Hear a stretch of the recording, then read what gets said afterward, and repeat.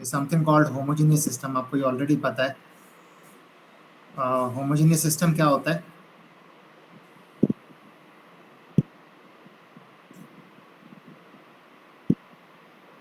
A system AX is equal to B is said to be homogeneous if B is 0. exactly is said to be homogeneous अगर सारे equations की right hand side जो है वो zero है, तो homogeneous system आपका हो जाएगा AX is equal to 0। ठीक है, तो AX is equal to 0 जो होमोजेनियस सिस्टम है उसका एक सॉल्यूशन, अच्छा उसमें जो A ऑगमेंटेड B मैट्रिक्स बनेगी that would be A augmented 0, right. ठीक है, ये B 0 हो गया आपका। तो इसका मतलब आपका ये है कि जो आपकी A मैट्रिक्स है A11 A1n, ठीक है, and so on AM1 AMN, तो राइट हैंड साइड आपका 0 है। तो जब आप इसको रिड्यूस करोगे इसकी रो एक्लॉन फॉर्म में, तो जो रैंक ऑफ A है और जो rank of A augmented B है वो क्या होगा? Always इक्वल होगा, equal. Yes, sir. क्योंकि ये हमेशा 0 ही रहेगा कोई भी रो ऑपरेशन लगाओ। ठीक है, तो रैंक ऑफ जो B आपने कॉलम ऐड किया that's not going to depend upon that's not going to affect the rank. तो अगर ये रैंक R है तो इसमें आपकी दो केसेस होती हैं। अगर तो R आपका इक्वल टू n है then you have a unique solution. What is the unique solution in this case? 0 exactly, क्योंकि x1 0 x2 0 xn 0 जो है वो तो इसको सेटिस्फाई करता ही है, सो जीरो सॉल्यूशन तो इसमें होता ही है। और अगर आपका R लेस देन n है then you are going to have infinite solutions. तो होमोजेनियस सिस्टम में क्या होता है कि या तो इसका यूनिक सॉल्यूशन होता है, ठीक है, जो कि 0 होता है, ठीक है, या इसके इनफाइनाइट सॉल्यूशंस होते हैं। नो सॉल्यूशन वाला केस नहीं होता, क्योंकि होमोजेनियस है ना, तो zero solution always has to be there. So either the solution is going to be unique, और अगर यूनिक होगा that has to be the zero solution, otherwise you get infinite solutions. तो ये सर? स्पेशल केस है उसका। हाँ बोलो sir एक बार फर्स्ट स्लाइड दिखा दो, पिछले से पिछली वाली। तन्वी, एक दिन ना डिपार्टमेंट आके मेरे से सारी स्लाइड्स ले जाना, मैं लैपटॉप ले आऊंगा। नहीं नहीं सर, वो मिस हो गया था, 1 मिनट 2 मिनट दिखा दो। नहीं नहीं, वैसे ही बता रहा हूँ, अगर चाहिए होंगी सारी स्लाइड्स ले जाना मेरे से। सारी पड़ी हुई है, पिछले सेमेस्टर वाली भी पड़ी हुई है।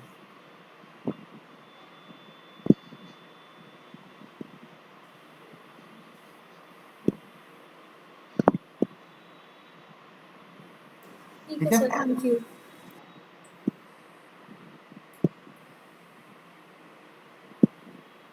Okay, so that was about homogeneous systems.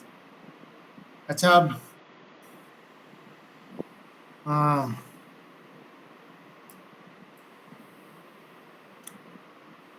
ये आपका सिलेबस है।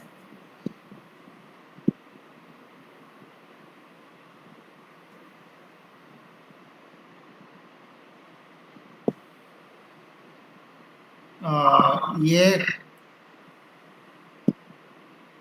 इतना हमने कवर कर लिया। Can you see this?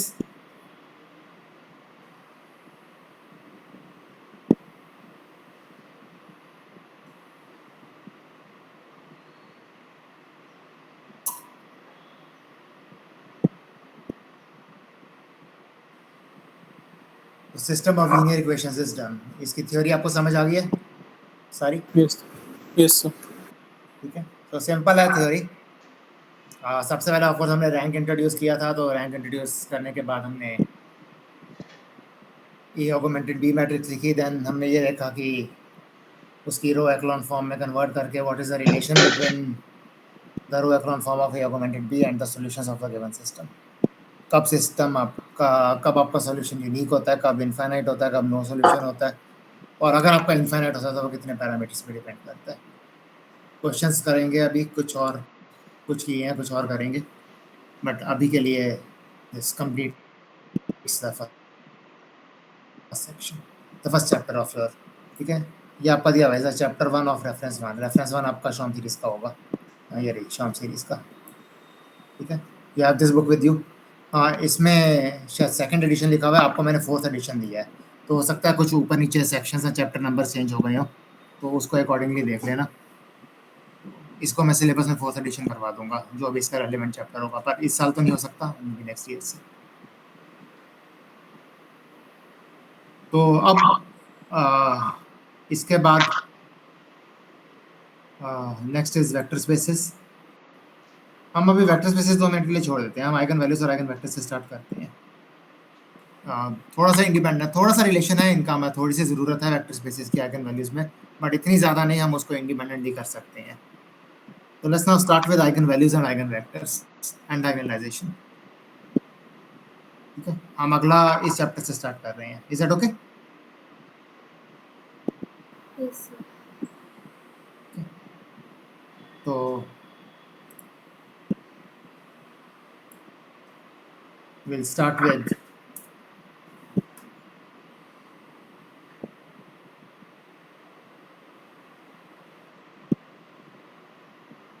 Eigen values, eigen vectors, उसके बाद डायगोनलाइजेशन देखेंगे। पहले आइगन वैल्यूज आइगन वेक्टर्स की बात करते हैं। पहले कुछ एग्जांपल्स दूंगा, फिर आपको इसकी जनरल थ्योरी के बारे में बताऊंगा। Let A be a square matrix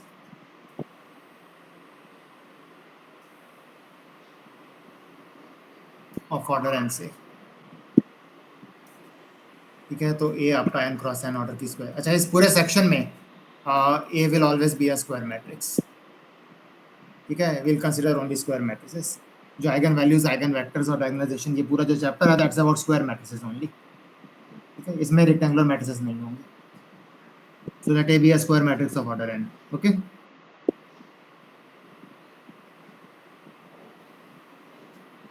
Now,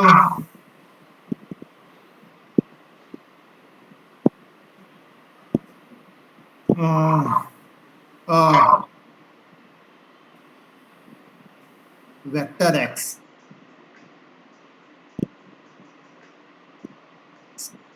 of order n cross 1, actually non zero, ठीक है, non zero is called, मैं इसको फिर से एक बार लिखूंगा, अभी मैं एक बार चलो लेट मी जस्ट राइट, मैं एक्सप्लेन करता हूं। Vector x of order n plus 1 is called an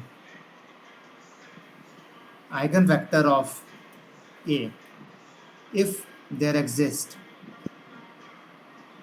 scalar lambda such that ax is equal to lambda x.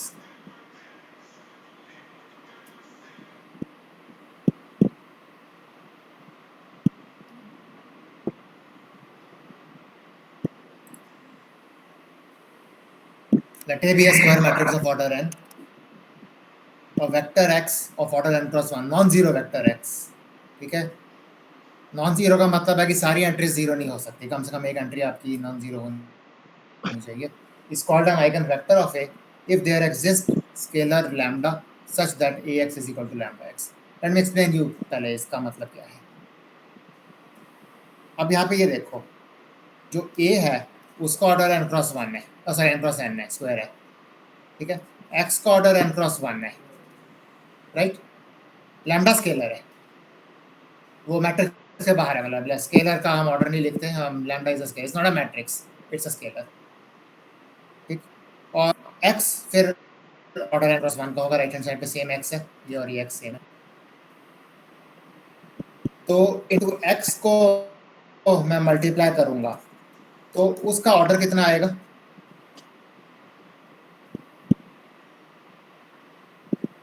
n cross 1. n cross 1, ठीक है, n क्रॉस n और n cross 1 को multiply करूंगा तो मेरा ऑर्डर n क्रॉस 1 आएगा।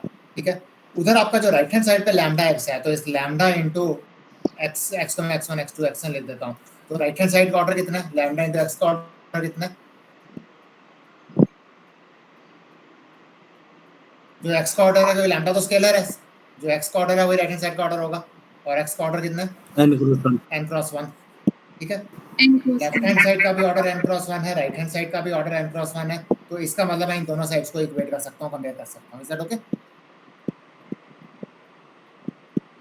Yes, sir. ठीक है, तो ये एक मैट्रिक्स इक्वेशन है, ये एक मैट्रिक्स इक्वेशन है, और जब भी मेरे पास कोई भी मैट्रिक्स इक्वेशन होती है, द इम्पॉर्टेंट थिंग इज कि आप जब भी लेफ्ट हैंड साइड और राइट हैंड साइड को इक्वेट करते हैं तो दोनों का ऑर्डर सेम होना चाहिए. So the first thing which you always need to check for a matrix equation is कि ऑर्डर आपका मैच करता है या नहीं करता. अदरवाइज आप उन दोनों चीज़ों को कंपेयर ही नहीं कर सकते. That makes no sense otherwise. Is that okay? It makes no sense otherwise. तो मैं ax को लैम्डा x के साथ इक्वेट कर सकता हूँ. ठीक है. Now let me take a example. मैं ए मैट्रिक्स लेता हूँ सपोज.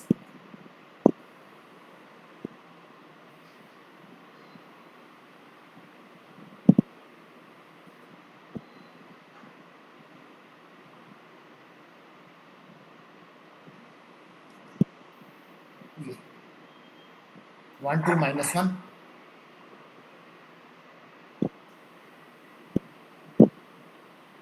ठीक है. 0 1 -1 एंड 2 3 -1. ये मैंने ए मैट्रिक्स ली है. ओके. x मैं लेता हूँ यहाँ पे 1 1 1. ठीक है. I am just taking x to be 1 1 1. What is a into x? अगर मैं ax को मल्टीप्लाई करूंगा तो वो क्या आएगा मेरा?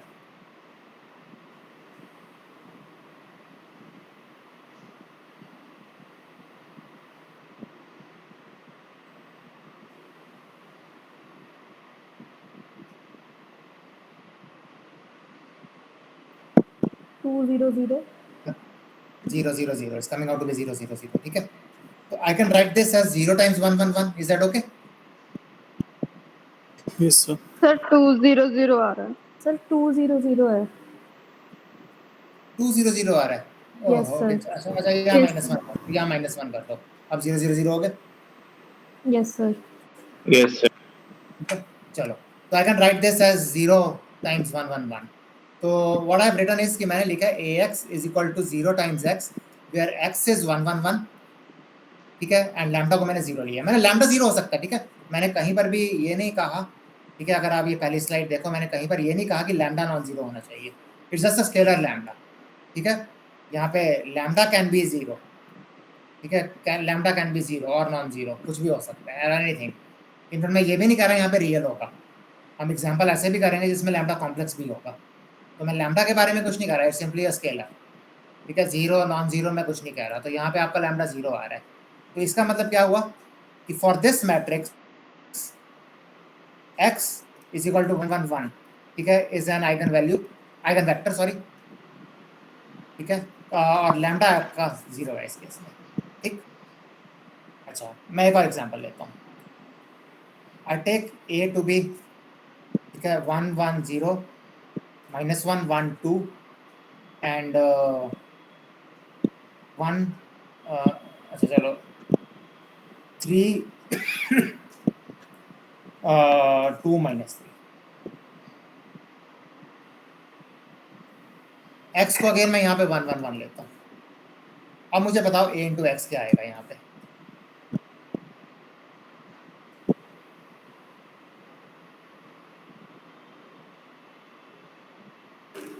To. Okay, a into x is coming out to be 2 2 2. I can write this as 2 times 1 1 1. Is that okay? I can write this as 2 times 1 1 1. Is that okay? Yes, sir. Yes, sir. Fine. I can write this to be 2 times 1 1. So what does this means?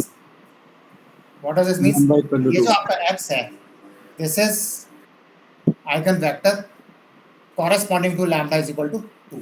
आपका जो ax is equal to 2x आ जाएगा. So x आपका non zero. देखो x non zero होना चाहिए. समझेंगे x to be non zero. ठीक है. तो अच्छा, बाय द वे ये जो लैम्डा होता है ना, ठीक है, बाय द वे ये जो लैम्डा होता है, जो ये इक्वेशन में ax is equal to lambda x होता है, x को तो आप आइगन वेक्टर कहते हो. जो लैम्डा होता है that is what we call as the corresponding eigen value. इस लैम्डा को आइगन वैल्यू कहते हैं. ठीक है. This lambda is what we call as the corresponding eigen value. Is that okay?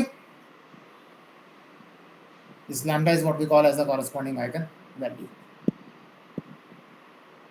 तो एक और एग्जांपल करते हैं. I take a to be the matrix 1 1 1 1 1 1 1 1 1. Okay, I take A to be the matrix all ones. Again मैं इसमें एक बार तो x को मैं 1 1 1 ही लेता हूँ. अब मुझे पता हो कि ax क्या आएगा. 3 3 3 3 3 3. ठीक है, which I can write as 3 times 1 1 1. ठीक है, so इसका मतलब 1 1 1 is eigen vector. ठीक है, corresponding to eigen value. Corresponding to eigen value 3 3. lambda ठीक है, equal to 3. तो corresponding to the eigen value 3. 3 आपकी eigen value है, 1 1 1 is the corresponding eigen value. दोनों एक दूसरे को correspond करते हैं. ठीक है, तो x याद हो गया. अच्छा, मैं इसी एग्जांपल के लिए एक चीज और करता हूँ. ये एग्जांपल आपका 1 1 1 1 1 1 1 1 1. ठीक है, मैं x को लेता हूँ 2 2 2. 1 1 1 की जगह मैं 2 2 2 लेता हूँ. ठीक है, अब मुझे बताओ a into x क्या आएगा. 6 6 6 6 6 6, राइट. अब मुझे इसको क्या लिखना है. 6 into 1 1 1. No, 3 into 3 2 2 times 2. 2 2 2 2. इसको मैं लिखूंगा 3 times 2 2 2. You understand why? yes sir x क्योंकि मुझे equals इसको to x का मल्टीपल लिखना है, तो ये 3 times x होगा. You understand? समझ गए. Yes, sir. 6 times 1 1 1 क्यों नहीं लिख रहा हूँ, 3 times 2 2 2 क्यों लिख रहा हूँ. Yes, sir. ठीक है, अच्छा, तो इसका मतलब क्या हुआ. इसका मतलब क्या हुआ, इसका मतलब ये हुआ कि x is equal to 2 2 2 is a eigenvector with 3 as the corresponding eigenvalue. Okay, अच्छा, अब इसी एग्जांपल में यही लेके 1 1 1 1 1 1 1 1 1 मैं x को लेता हूँ एज से -2 -2 -2. अब मुझे बताओ a into x क्या आएगा. Sir, -6 -6 -6. -6 -6 -6. इसको मैं क्या लिखूंगा. 3 into 3 minus times 2 minus 2 minus 2 minus 2. ठीक है, 3 times -2 -2 -2, so which is 3 times x. ठीक है, अगेन अब क्या हुआ कि this x is eigen vector. ठीक है, with 3 as eigen value, same eigen value. ठीक है, अब मैं आपको इसको थोड़ा सा जनरलाइज करता हूँ कि अगर मेरे पास कोई भी आइगन वेक्टर है x जो कि इस इक्वेशन को सेटिस्फाई करता है फॉर सम लैम्डा. ठीक है, तो अगर मैं x का मल्टीपल लेता हूँ, cx लेता हूँ, where c is non zero of course, मैं जीरो नहीं कर सकता. ठीक है, अगर मैं c टाइम्स x लेता हूँ, ठीक है, c नॉट जीरो, तो what is going to happen with a times cx. ये किसके बराबर आएगा. c times ax.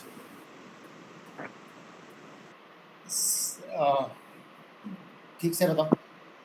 मैं मतलब मुझे ये पता है कि ax इज लैम्डा x, तो what is a times cx lambda के टर्म्स में. lambda cx. It would be lambda times cx. ठीक है, is that okay. Yes, yes sir. मतलब अगर आपका ax is equal to lambda x satisfy हो रहा है, then a times cx will be equal to lambda times cx. Of course c non zero है. Is that okay. x भी non zero है, lambda कुछ भी हो सकता है. Is that okay. तो Yes. इसका मतलब ये हुआ कि whenever, इसका मतलब ये हुआ कि whenever x is an eigen vector, ठीक है, corresponding to lambda, corresponding to eigen value lambda, ठीक है, then so is cx. ठीक है, so is any multiple of it. तो अगर आपके पास एक आइगन वेक्टर है तो उसका कोई भी मल्टीपल भी आइगन वेक्टर होगा. Is that okay. By definition अगर आपके पास कोई भी एक eigen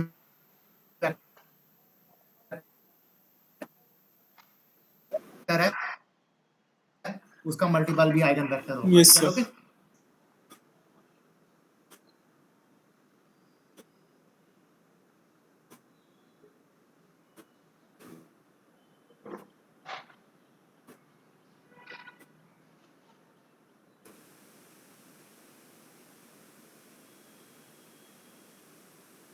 but there are no we are not interested in zeros.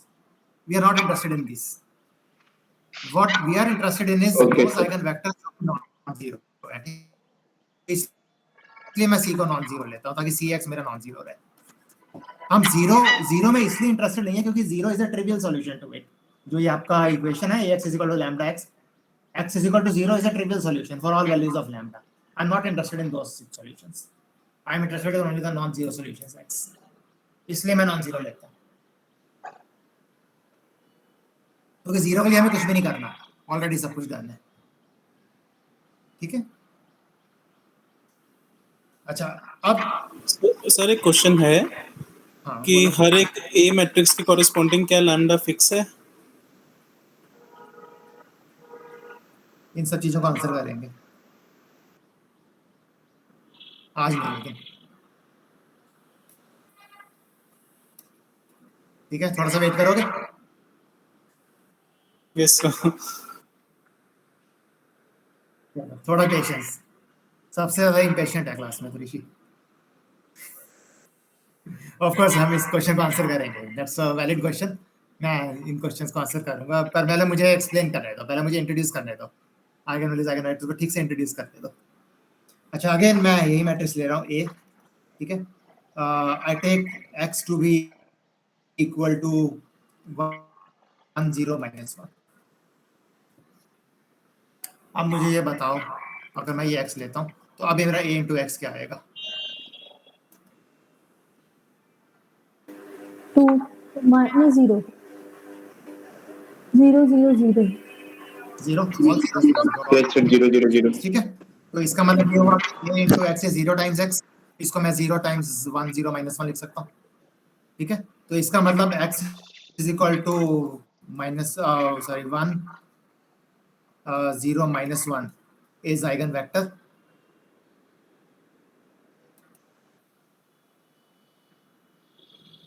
ठीक है. With eigen value 0 corresponding to eigen value 0. Is that okay? ठीक है.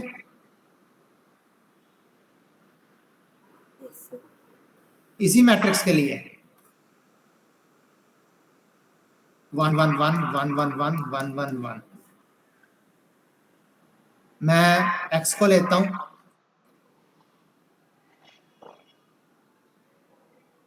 1 -1 0. पहले मैंने 1 0 -1 लिया था, अब मैं 1 ये लेता हूं 1 -1 0. अब मुझे बताओ x क्या होगा? 0 0 0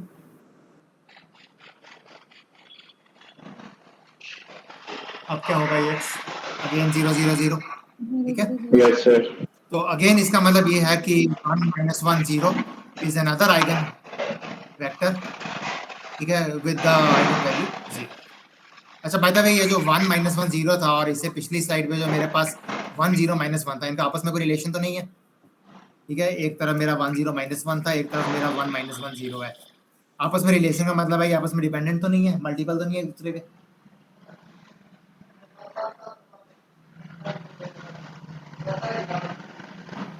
No, sir. They are different. ठीक है. They are different, right?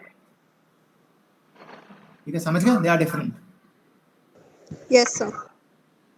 Okay. इसी तरह से मैं अगर इस तरह का मैं 0 -1 1 लेता हूँ, 0 -1 1 लेता हूँ, तो भी आपका 0 यही आएगा, सेम चीज आएगी. Yes, sir.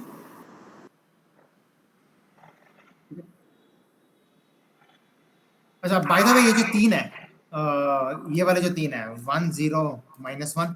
ठीक है. 1 -1 0 एंड 0 1 -1 या 0 -1 1, वही की बात है, मल्टीपल है वो. तो इन तीनों का आपस में कोई रिलेशन है? इन तीनों मतलब ये तीनों आपस में इंडिपेंडेंट है क्या?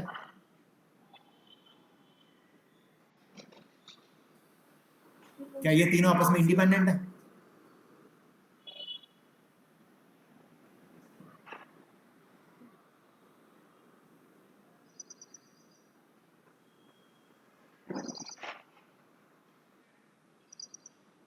Yes, sir.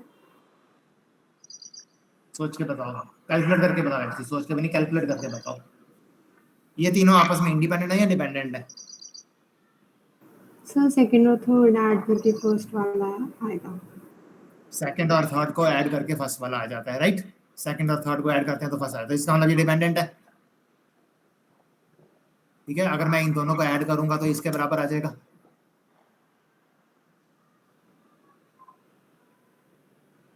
ये डिपेंडेंट हो गया ना? Yes sir. Yes, sir. ये डिपेंडेंट हो गए। तो अब मैंने क्या किया है अभी तक, ये मैट्रिक्स थी ना 1 1 1 1 1 1 ऑल वंस, इसके कॉरेस्पॉन्डिंग मैंने 1 1 1, ठीक है, 1 0 -1, ठीक है, 1 -1 0, ठीक है, 0 1 -1, अलग अलग आइगन वेक्टर्स निकाले हैं। ऑफ कोर्स इनके मल्टीपल्स भी आइगन वैल्यूज हैं, वेक्टर्स हैं, मल्टीपल्स तो होंगे, मल्टीपल में मेरा भी इंटरेस्ट नहीं है, मल्टीपल्स तो होंगे। तो ये नहीं, लेकिन ये इंडिपेंडेंट नहीं है क्योंकि ये तीनों डिपेंडेंट है, मुझे इनमें से एक छोड़ना पड़ेगा, चाहे मैं ये छोड़ूं, चाहे ये छोड़ूं, चाहे ये छोड़ूं। तो ये तीन लेकिन इंडिपेंडेंट है, ये तीन मेरे इंडिपेंडेंट है। You understand? ये तीन आप चेक कर सकते हो इंडिपेंडेंट है। तो मेरा एक नेचुरल क्वेश्चन है यहाँ पे कि given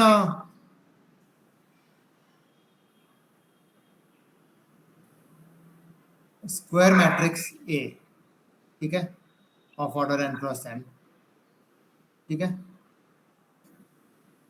how many linearly independent eigen vectors does it have? You understand my question? Given a square matrix A, how many linearly independent eigenvectors? देखो डिपेंडेंट तो infinitely many होंगे, because once you find one eigenvector, you will find infinitely many.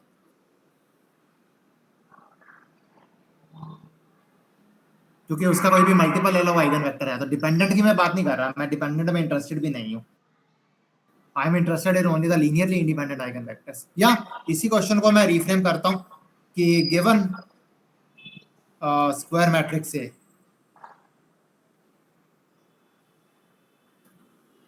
ठीक है, A of order n cross n, ठीक है, how do we find all its eigenvalues and corresponding eigenvectors? हम सारे के सारे आइगन वैल्यूज और आइगन वेक्टर्स, ऑफ कोर्स जब मैं सारे की बात कर रहा हूँ तो आइगन वेक्टर्स डिपेंडेंट नहीं, फायदा निकालने का इंडिपेंडेंट ही निकालेंगे, बट चलो एक बार इंडिपेंडेंट निकल गया तो डिपेंडेंट तो अपने आप ही आ जाते हैं। But given a square matrix A, how do we find all the eigenvalues and corresponding eigenvectors?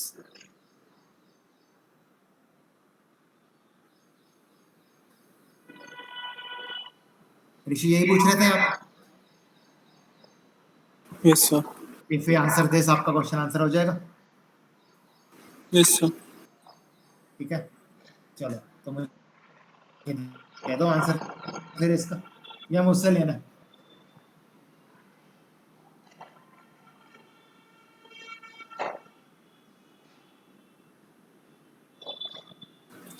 सोच रहे हैं सर, एक मिनट रुको। चलो आप,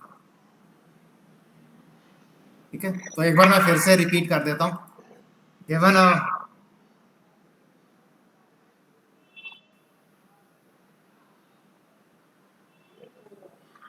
square matrix A, non zero vector x of order n cross n, एक ऑर्डर n क्रॉस n है, ठीक है, is called an eigen vector of A if there exist scalar, scalar बोलता हूँ, कांस्टेंट नहीं बोलूंगा, स्केलर लैम्डा, ठीक है, such that ax is equal to lambda. Lambda आपका जीरो हो सकता है, मैं लैम्डा पे कुछ नहीं कह रहा, lambda could be zero, lambda could be non zero, ठीक है, it could be anything, real complex कुछ भी हो सकता है। There exist scalar lambda such that ax is equal to lambda x, lambda is called corresponding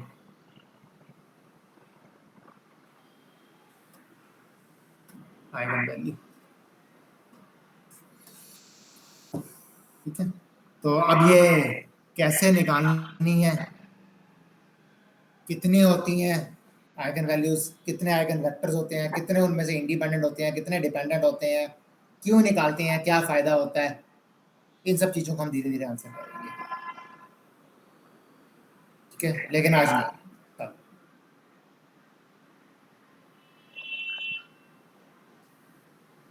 ठीक है, is that okay? Clear है? इंट्रोडक्शन टू आइगन वैल्यूज और आइगन वेक्टर्स। Yes, sir. ठीक है,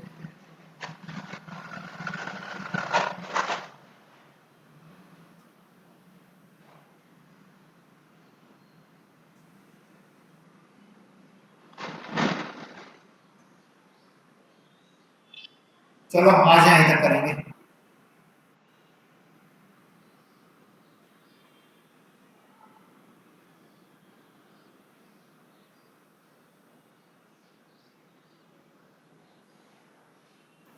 Have a nice day, sir. Thank you, sir. Thank you, sir. Good day, sir.